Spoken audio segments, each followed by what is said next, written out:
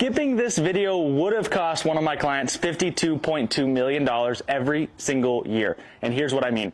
Now, what his CPA told him to do was convert to an S Corp. By converting to an S Corp, he could take a reasonable salary and then a distribution for the remainder. His CPA recommended a 40-60 split. And at the end of the day, after all of their expenses and after all of their attempted tax strategy, they were paying $52.2 million to the IRS every single year.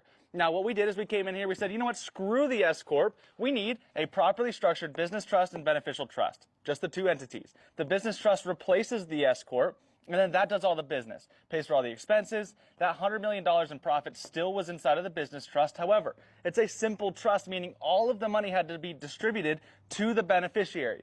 Well, in this case, he's the sole owner, and there was one beneficial trust as the beneficiary. This was an irrevocable, non-grantor, discretionary, complex, and spendthrift trust.